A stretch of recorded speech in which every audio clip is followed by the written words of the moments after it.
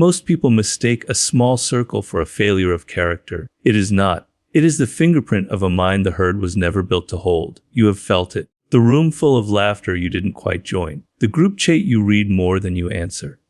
The quiet suspicion late at night that something is wrong with you because the guest list at your life is short. Nothing is wrong with you.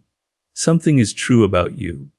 And the sooner you stop treating it as a wound, the sooner you can use it as a weapon. The ordinary mind believes connection is currency, and more of it means more wealth. Collect enough acquaintances, the thinking goes, and you have built a fortune. Attend enough gatherings, laugh at enough jokes you didn't find funny, and you have insured yourself against the terror of being alone. This is the logic of the herd animal, and for most of human history it worked, because being cast out of the group meant the frost, the wolves, the enemy tribe at the tree line.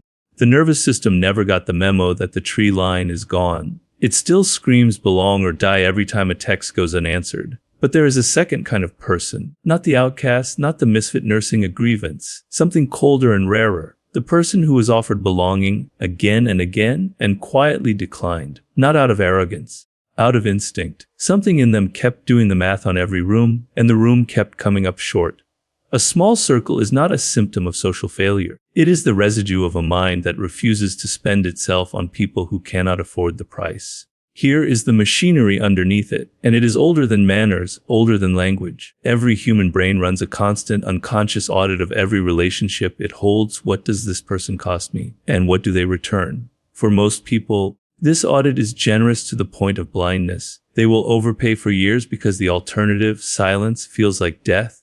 This is the primal terror of exile, wired in before tribes had names, when isolation from the group was a biological death sentence. But a smaller number of nervous systems run a stricter audit, whether by temperament, by early wounds, or by an accident of intelligence that made them notice things others chose not to. These people cannot silence the internal accountant. They feel the cost of a shallow friendship the way a trained ear feels a note slightly flat. And because they refuse to overpay, their circle stays small, not from lack of options, but from a refusal to purchase companionship on credit. What follows are 7 traits this kind of person almost always carries. Not flaws to fix, but the price tag on a rarer kind of mind. They do not merely dislike performance. They cannot unsee it. Somewhere in development, usually through a betrayal that arrived disguised as friendship, this person's pattern recognition for insincerity became permanently overtuned. What others process as charming small talk, they process as a signal this person is managing me. The cost of that hyper-awareness is steep. Most social interaction is, after all, a kind of gentle performance, and so entire rooms full of pleasant, harmless people become unbearable to sit with for long. Picture a woman named Odalys at a colleague's retirement dinner. The toasts roll out, warm and rehearsed, and she watches 40 faces nod in unison at a joke that wasn't funny the first time it was told years ago at a different party. She isn't offended. She is simply unable to pretend she doesn't notice the seams. By the time dessert arrives, she has said 4 true sentences and listened to 200 false ones, and she goes home lighter for having escaped, not sadder for having missed out. Stop apologizing for noticing what others agree to ignore. Do not force yourself to unsee the performance in order to fit inside it. Instead, reserve your presence for rooms where the performance drops, and treat every person who lets it drop around you as a rare event worth protecting. Small talk is not a warm-up to them. It is a locked door with no handle. The human brain treats surface conversation as a safe, low-cost ritual for establishing that a stranger is not a threat. For most people, this ritual is comfortable precisely because it asks nothing of them. But some minds experience surface talk as friction without payoff, energy spent circling a subject that never lands anywhere. Their reward system simply does not fire for whether small gossip or agreeable nothing. Depth is the only currency their attention will accept, and depth is rare, so their patience for shallow exchange runs out fast and permanently. Consider a man named Teodor at a work mixer, cornered by a stranger discussing a football score for the 4th consecutive minute. He is not rude. He simply goes quiet in a particular way, eyes present, mind elsewhere. The specific silence of someone waiting for a conversation to become worth having. When it doesn't, he excuses himself not from arrogance, but because he has learned that forcing himself through 1,000 shallow exchanges has never once produced a friendship worth keeping. Stop mistaking your low tolerance for chat as a social defect. It is a filter, and filters exist to keep out what would otherwise flood the system. When you meet someone, skip the ritual faster than comfort allows. Ask the question that actually interests you. Most people will flinch. The ones who lean in are the ones worth the years ahead. They were never desperate enough to be controlled, and desperation is how most social bonds are formed. Groups organize around shared need, shared fear, shared boredom, shared hunger for validation. A person who has built an internal source of stability, whether through solitude, discipline, or simple constitution, removes themselves from that gravitational pull. They do not need the group's approval to regulate their own nervous system, and this is read correctly as a kind of quiet power. Groups instinctively distrust what they cannot leash, because unclaimed autonomy threatens the group's unspoken currency, mutual obligation. Think of a young engineer named Solveig who joins a new team and is invited twice to the Friday ritual of complaining about management over drinks. She declines both times, not coldly, simply because she has other uses for a Friday. Within a month, a quiet rumor circulates that she thinks she's better than everyone. She isn't. She simply never learned to need the ritual, and a room built on shared need cannot forgive someone who doesn't require it. Do not shrink your independence to make others comfortable. The discomfort you cause by needing nothing is not your failure. It is information about the room. Let it be. Save your energy for the rare person whose invitation is not a test of your obligation, but a genuine offer of company. Most people forgive by forgetting. They forgive, if at all, by remembering perfectly. Social forgetting is a survival mechanism. Most primates cannot maintain functioning tribes without a working amnesia for minor slights, because the alternative is endless, exhausting conflict. But some nervous systems, often the same ones that detect falseness early, cannot flush the data. The betrayal stays filed, cross-referenced, retrievable in an instant. This is not bitterness. It is an unusually accurate archive, and an accurate archive makes trust a slow, deliberate transaction rather than a casual assumption.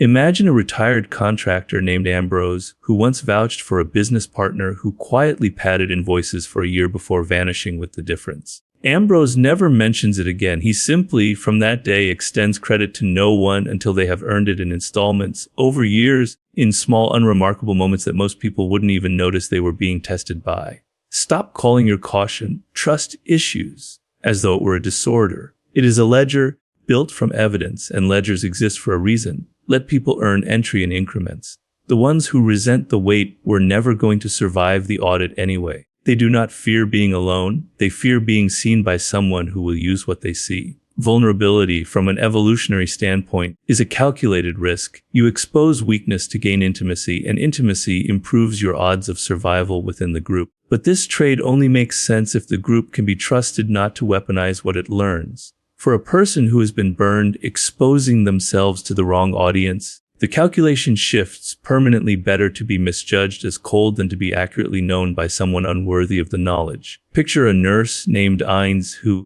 after a divorce she never discusses, becomes known at the hospital as hard to read. A younger colleague once pressed her, gently, about why she never joins the after-shift debriefs where everyone airs their grievances. Ines only says, "I already know what I feel. I don't need an audience for it." The colleague assumes this is aloofness. It is, in fact, the most disciplined form of self-protection Ines has ever built. Stop performing warmth you don't feel just to seem approachable. Choose instead to be selectively transparent. Reveal yourself slowly to the few who have proven they can hold what you give them without dropping it in front of a crowd. They can see the ladder everyone else is quietly climbing, and they refuse to pretend it isn't there, which makes the climbers nervous. Almost all group behavior contains a hidden status contest. Who defers to whom? Who laughs first at whose joke? Who is permitted to interrupt? Most participants play this game unconsciously, and the game runs smoother when no one names it. A person with an unusually clear eye for status dynamics cannot help but notice the machinery, and noticing it out loud, even accidentally, disrupts the polite fiction that holds the group together. Groups punish this disruption instinctively because a visible ladder is an uncomfortable ladder. Consider a junior analyst named Rucker who, in a meeting, simply asks why a proposal needs the department head's approval when the department head has never once read the material closely. The room goes still. Nothing is wrong with the question. Everything is wrong with asking it, because it named the ladder everyone had agreed not to look at directly. Rucker is not invited to the next planning lunch. Choose your moments to name what you see. Not every ladder needs to be pointed at. Some can simply be climbed quietly, without commentary. But never pretend to yourself that the latter isn't there. The moment you believe the fiction, you lose the advantage of seeing past it. They do not want more friends. They want fewer people who could, under pressure, become strangers. Loyalty is expensive to test and cheap to claim. Most social bonds never face real pressure, so their loyalty is never actually verified. It is simply assumed, and the assumption feels like enough. A person who has, even once, watched an assumed loyalty collapse under real pressure develops an entirely different standard. Untested affection is not friendship, it is merely an unresolved question. And a mind that cannot tolerate unresolved questions will naturally narrow its circle to the very few who have already answered. Picture two men, Dashiell and his old climbing partner, who once shared a rope on a mountain when a hold gave way beneath one of them. The partner held the line, cold hands, seconds from failure, and did not let go. 20 years later, Dashiell has dozens of friendly acquaintances and exactly 3 people he calls when something breaks. The rope decided who made that list. Nothing else since has come close to the weight of that test, and Dashiell has stopped pretending anything else could. Stop grading friendship by warmth, frequency, or shared interests. Grade it by the one question that matters. Has this person ever paid a real cost for me or only offered comfortable ones? Build your circle around the answers, not the applications. I did not arrive at any of this by theory. There was a year, I won't detail it because the specifics don't matter, only the shape, when I mistook a wide circle for a full life. I collected people the way the anxious collect insurance policies, certain that quantity would eventually convert into safety. It didn't. When the actual pressure came, when I actually needed something real from someone, the circle emptied out with an efficiency that still surprises me to remember, not out of cruelty, out of simple arithmetic. None of them had ever agreed to pay a real price for me because I had never asked one of them to. What remained when the noise cleared was smaller than I expected and heavier than I had ever felt from a crowd. That is the trade. Nobody warns you about it in advance, and nobody can talk you out of learning it the slow way. Every dying person, in every account worth reading, describes the same final inventory, not the parties attended, not the rooms filled, but the handful of faces that stayed when staying cost something. A wide circle is a young person's arithmetic. A narrow one, chosen with this much precision, is what remains after you've stopped needing to be liked and started needing to be, simply, known by the right few. That is not loneliness, that is architecture. And architecture, unlike crowds, outlasts the weather.